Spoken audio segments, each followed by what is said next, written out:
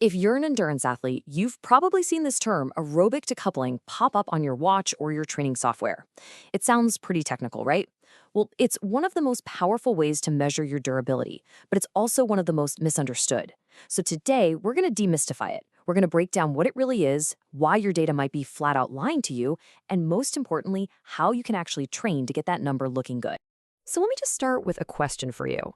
What if that decoupling number you see after a big hilly run, you know the one that makes it look like your fitness just fell off a cliff?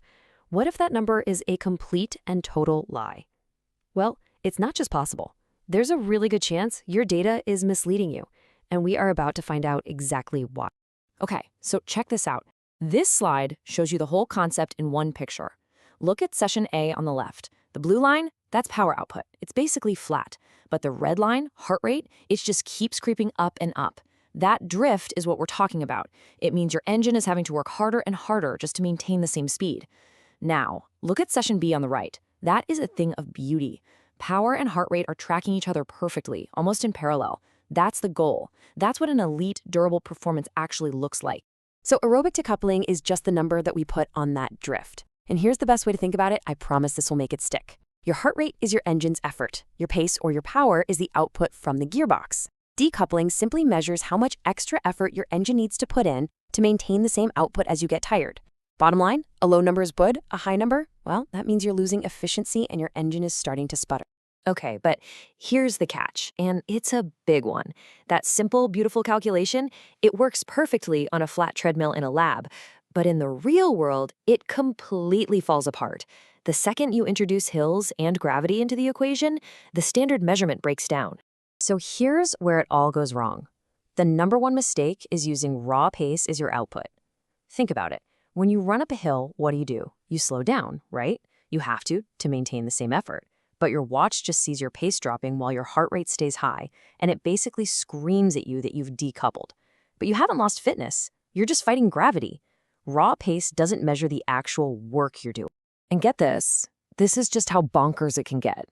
The data shows that an athlete who keeps their heart rate perfectly steady, but just runs up a hill, could get a decoupling score of 37.5%. That's not a measure of fitness, folks. That's a math error. It's totally, completely useless information. So how do we fix it? Simple. We have to measure true work. And the gold standard for doing that is running power. A power meter measures your output in watts, and it directly accounts for the work you're doing against gravity. So when we compare power to heart rate, which you'll often see written as PW/HR, we get a real, honest measure of your efficiency, no matter what the terrain is doing. But wait, there's more. Even if you fix the physics problem with a power meter, your own biology starts to throw a wrench in the works. See, hills impose what you can think of as a terrain tax, a physiological cost that has nothing to do with your aerobic fitness. And this graph shows it perfectly. When you start running uphill, see the blue line? That's your power. It spikes instantly. But look at the red line, your heart rate. It takes a while to catch up, right? That's called cardiac lag. Then, when you start going downhill, your power plummets. But your heart rate stays high for a bit while it recovers. So you get these wild swings in the data that, again, have absolutely nothing to do with your actual endurance. So this terrain tax basically breaks down into three things. First, there's that 30 to 90 second cardiac lag we just saw. Second, you have eccentric muscle damage. All that braking you do on downhills causes micro damage and inflammation, and that raises your heart rate system-wide.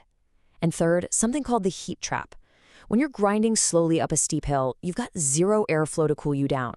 So your core temperature goes up, and your heart has to beat faster to cope. Okay, so what do we do with all this information?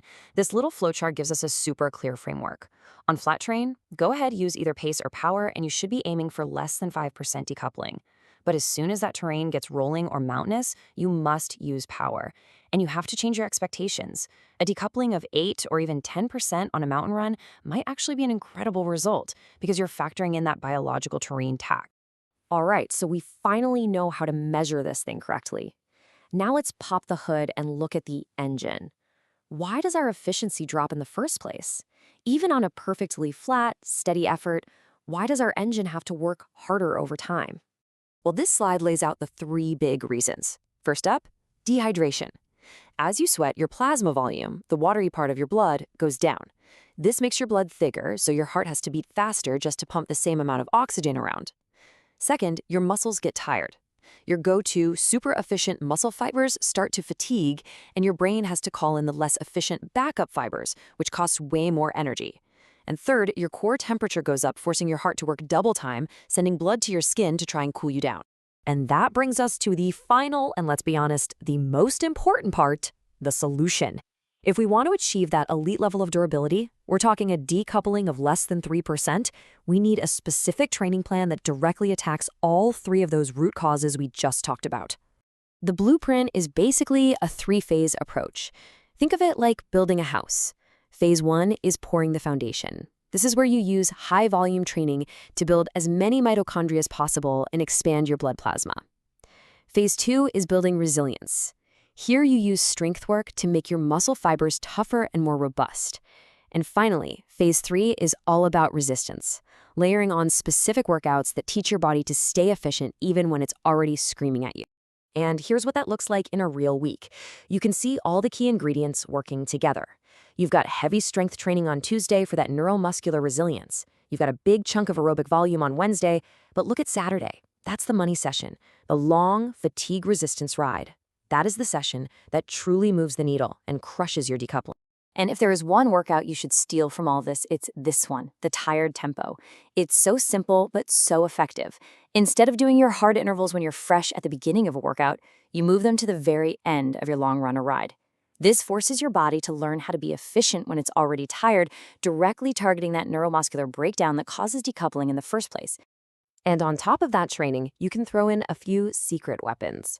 To fight that plasma loss, try using a sauna after your workouts. It can boost your blood volume by over 10%. To improve your neuromuscular economy, lift heavy. We're talking the 3 to 5 rep range.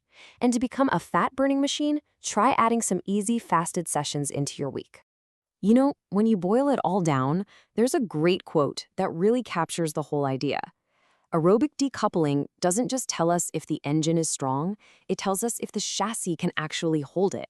It's not just about your VO2 max or your threshold power, it's about whether your whole system is strong enough to handle that power, hour after hour. And that really leaves us with one final question to think about for your own training. Are you just spending all your time building a bigger, more powerful engine?